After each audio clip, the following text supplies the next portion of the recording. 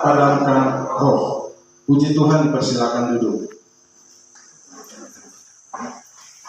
Saudara-saudara, Bapak Ibu yang diberkati Tuhan, kita semua, baik pemuda remaja yang boleh hadir pada malam ini, di mana di kegiatan ibadah pada malam ini bukan sekedar saja rutinitas atau kebiasaan, tetapi ibadah yang kita buat pada saat ini, kita percaya bahwa firman Tuhan berkata ibadah itu mengandung janji, mengandung kuasa, sehingga Dia juga yang selalu memberkati kita lewat ketika kita beribadah, di mana kita boleh selalu mendapatkan kekuatan baru. Walaupun saudara kita sudah dihadapkan dengan kesibukan di sepanjang hari, kita sudah capek, tetapi ketika kita datang beribadah, kita mau sungguh-sungguh mencari Tuhan, maka ada kekuatan baru, ada semangat yang baru yang Tuhan berikan bagi kita. Nah, saudara-saudara, firman Tuhan pada saat ini yaitu kita telah baca, yaitu di dalam 1 Tesalonika 5 ayat yang ke-19. Firman Tuhan berkata, jangan padamkan roh. Dan firman Tuhan di sini diberikan judul nasihat-nasihat. Saudara-saudara yang diberkati oleh Tuhan, dengan ayat yang kita sudah baca pada saat malam ini lewat ibadah kita, mungkin ini hanya dikatakan beberapa kalimat saja. Kenapa saya bilang hanya beberapa kalimat? Karena di sini jangan padamkan roh.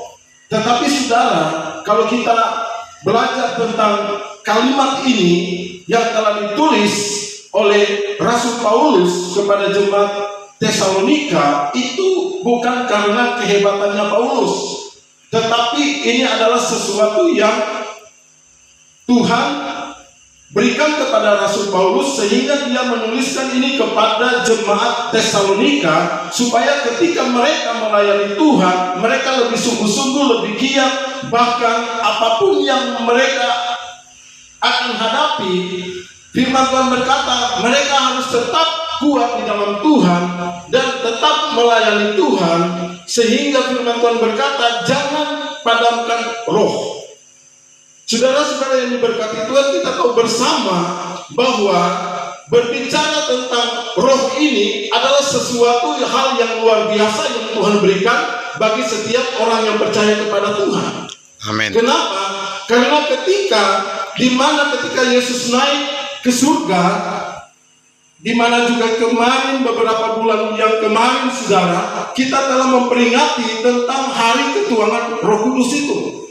Dan roh ini adalah dia sangat berperan sangat penting di dalam setiap orang yang percaya kepada Tuhan. Kenapa dia berperan sangat penting? Karena roh ini adalah dia adalah seorang penolong, dia adalah penolong yang Tuhan berikan bagi setiap orang yang percaya, bagi setiap orang yang telah menerima Tuhan Yesus Kristus sebagai Tuhan dan Juru Selamat. Bahkan dia mau melayani Tuhan dengan sungguh-sungguh, dia mau mencari Tuhan, maka Roh Kudus itu Tuhan akan berikan kepada orang yang setia kepada Tuhan. Amin. Kenapa? Karena Roh Kudus ini, saudara, dia sebuah pribadi, dia penolong, berarti dia mampu menolong orang-orang percaya ketika dia akan menghadapi berbagai macam persoalan, ataupun dia akan menghadapi berbagai macam masalah. Tesalonika, saudara, ini kalau kita membaca, ada banyak nasihat-nasihat yang diberikan Tuhan kepada mereka. Tetapi pada malam ini kita melihat satu ayat saja, yaitu jangan padamkan roh. Dan firman ini datang kepada kita, di mana kita yang hidup di zaman akhir ini adalah zaman kasih karunia, karena Roh Kudus bekerja sangat luar biasa bagi orang yang benar-benar mau hidup dekat dengan Tuhan.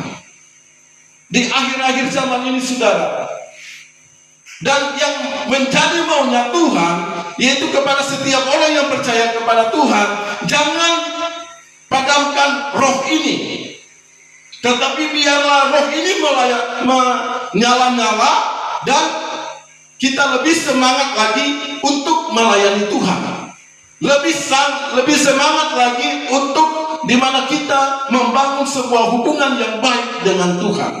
Karena di akhir zaman ini saudara, banyak orang-orang Kristen akan diseret dengan ajaran-ajaran yang dimana mereka akan disesatkan, bahkan dengan apa yang mereka hadapi, dengan berbagai pekerjaan mereka akan dihasut, sehingga saudara, Roh Kudus itu tidak berperan penting di dalam kehidupan mereka.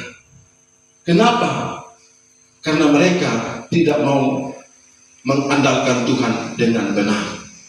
Saudara-saudara, kalau kita membaca di dalam satu kitab Perjanjian Lama, yaitu di dalam kitab Imamat, saudara,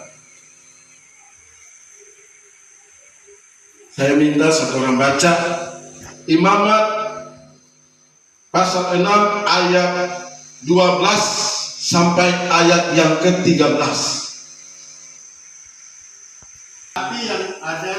Api yang di atas musbah itu harus dijaga supaya terus menyala. Jangan dibiarkan padam. Tiap-tiap pagi imam harus menaruh kayu di atas musbah, mengatur korban bakaran di atasnya, dan membakar segala lemak korban keselamatan di sana. Harus dijaga supaya api tetap menyala di atas musbah.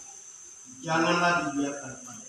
Saudara-saudara, kita membaca di dalam Perjanjian Lama, yaitu di dalam kitab Imamat ini adalah sebuah, bukan hanya cerita, tetapi ini adalah sebuah kenyataan di mana pada masa itu imam-imam saudara, untuk mereka tetap menjaga api, di mana karena api itu berbicara roh, saudara. Berbicara roh. Kenapa saya bilang berbicara roh? Karena ketika Yesus dia naik ke surga dan turunlah Roh Kudus itu kepada orang-orang percaya, maka Roh Kudus itu dia bersifat seperti lidah-lidah api. Lidah-lidah api, saudara. Kalau kita membaca di dalam kitab Kisah Para Rasul. Nah, roh itu dia bersifat seperti lidah-lidah api yang turun ke atas orang percaya, sehingga mereka dipenuhkan dan mereka mampu melakukan sesuatu yang tidak bisa mereka lakukan ketika mereka belum dipenuhkan dengan Roh Kudus.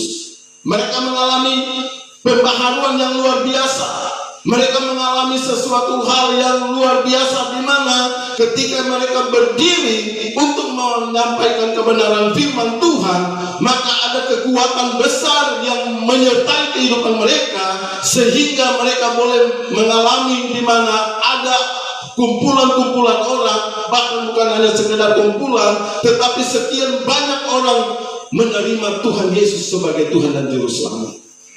Itu karena ada Roh Kudus, itu karena ada pekerjaan Roh. Nah, kita yang ada pada saat ini, di mana kalau kita datang beribadah, berarti karena Roh Kudus bekerja di dalam hidup kita. Roh itu bekerja di dalam hidup kita, dan Roh itu membawa kita, menarik kita untuk datang beribadah. Kenapa? Karena ibadah itu mengandung janji dan kuasa untuk hidup sekarang dan untuk hidup yang akan datang, saudara. Nah, kenapa firman Tuhan berkata jangan padamkan roh?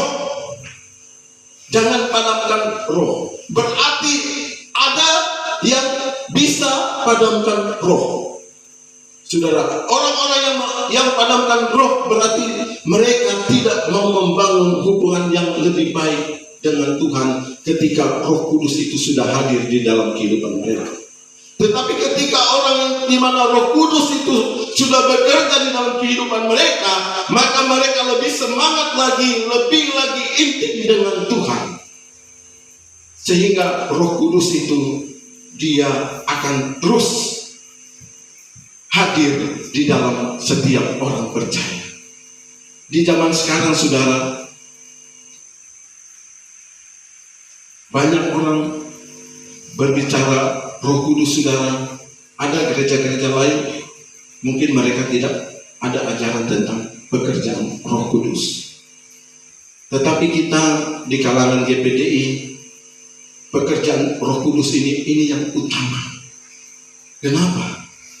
Karena tanpa Roh Kudus di dalam kehidupan kita, dalam perjalanan hidup kita, dalam pekerjaan kita, maka kita akan mengalami kegagalan. Bahkan kita akan tersesat ketika tidak ada Roh Kudus di dalam perjalanan hidup kita. Kenapa? Karena Roh Kudus dia akan berbicara di dalam kehidupan kita, saudara. Roh Kudus itu dia akan menyatu dengan kita, maka pikiran kita, sifat kita, tingkah laku kita itu akan disertai dengan Roh Kudus. Sehingga kehidupan kita dikatakan adalah menjadi manusia yang baru, manusia yang benar di hadapan Tuhan, manusia yang berkenan di hadapan Tuhan, manusia yang menyenangkan hati Tuhan. Jadi bukan hanya sekedar orang Kristen, tetapi orang Kristen berarti dia harus menjadi benar, bukan di pandangan manusia, tetapi benar di pandangan Tuhan. Untuk menjadi benar di pandangan Tuhan itu tidak gampang, saudara. Butuh pengorbanan yang besar. Pengorbanan yang besar, saudara. Seringkali, saudara, kalau kita orang mau ikut Tuhan dengan sungguh-sungguh, kita mau sungguh-sungguh, nah ada sesuatu yang akan menimpa kita, saudara. Saya mau pergi beribadah, tetapi ada sesuatu yang akan menimpa. Tetapi itu bukan kecelakaan, bukan menimpa di kecelakaan, saudara. Ada sesuatu yang membuat seringkali, kenapa jadi begini? Tetapi ketika ada dengan Tuhan, maka dia akan mampu melewati hal-hal seperti itu. Kenapa? Karena ada Roh Kudus, saudara. Saudara-saudara yang diberkati oleh Tuhan. Kalau kita membaca di dalam kitab Mazmur pasal 28 ayat yang ke-7. Saya minta satu orang baca, karena sampai Alkitab ada tulisan kecil, baru lampu jauh, jadi baca nanti salah-salah. Mazmur pasal 28 ayat yang ke-7.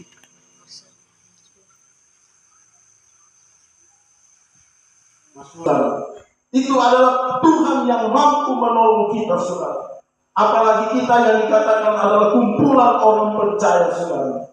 Kita percaya, saudara, bahwa kuasa Tuhan, pertolongan Tuhan itu selalu menyertai kehidupan kita. Yang penting jangan kita padamkan roh itu di dalam hidup kita. Tetapi roh itu biarlah selalu menyatu di dalam hidup kita.